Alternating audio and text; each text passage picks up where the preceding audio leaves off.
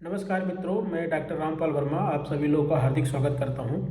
आज मैं बात करने वाला हूं कि न्यूट्रिएंट्स क्या हैं और क्लासिफिकेशन ऑफ न्यूट्रिएंट क्या है। तो सबसे पहले अगर न्यूट्रिएंट की बात करूं तो न्यूट्रिएंट मीन्स ऐसे केमिकल एलिमेंट होते हैं जो किसी भी पौधे को उसकी लाइफ साइकिल कंप्लीट करने के लिए ज़रूरत होती है या उसके प्रॉपर ग्रोथ एंड डेवलपमेंट के लिए रिक्वायरमेंट होती है। दूसरा, क्लासिफिकेशन ऑफ न्यूट्रिएंट की अगर मैं बात करूँ तो बेसिकली जो न्यूट्रिएंट्स होते हैं वो 17 न्यूट्रिएंट्स होते हैं जो किसी भी प्लांट्स को उसके लाइफ साइकिल को कंप्लीट करने के लिए रिक्वायरमेंट होती है। अब इसको 17 न्यूट्रिएंट्स को 3 अलग अलग पार्ट में डिवाइड किया गया है।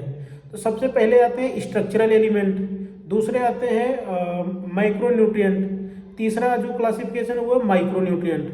तो स्ट्रक्चरल एलिमेंट या स्ट्रक्चरल न्यूट्रिएंट में जो आते हैं उसमें से आपका कार्बन, हाइड्रोजन और ऑक्सीजन, ये 3 बेसिकली न्यूट्रिएंट्स आते हैं। और ये तीनों न्यूट्रिएंट्स को हमको अपने अलग से देने की ज़रूरत नहीं पड़ती। कहीं ना कहीं ये तीनों न्यूट्रिएंट्स अपना इन्वायरमेंट से या जो हम पानी की सप्लाई करते हैं पानी से पौधा ले लेता है। दूसरा जो माइक्रो न्यूट्रिएंट है, माइक्रो न्यूट्रिएंट में आपका nitrogen, phosphorus, potash, sulphur, calcium और मैग्नीशियम आ जाते हैं। अब इसको भी जो माइक्रो न्यूट्रिएंट इसको 2 पार्ट में डिवाइड किया गया है, जिसमें से एक आता है प्राइमरी न्यूट्रिएंट, दूसरे होते हैं सेकेंडरी न्यूट्रिएंट।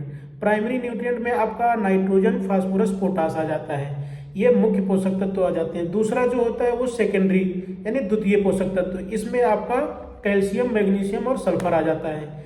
तीसरा जो क्लासिफिकेशन है वो आपका माइक्रो न्यूट्रिएंट।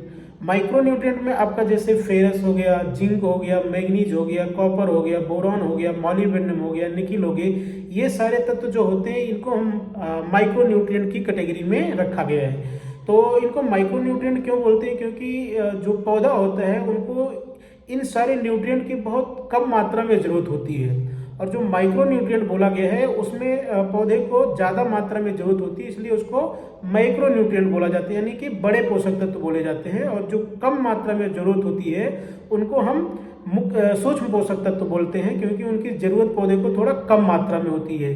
तो उसके हिसाब से ये न्यूट्रिएंट को कैटेगराइज किया गया, अलग अलग कैटेगरी के हिसाब से डिवाइड किया गया है।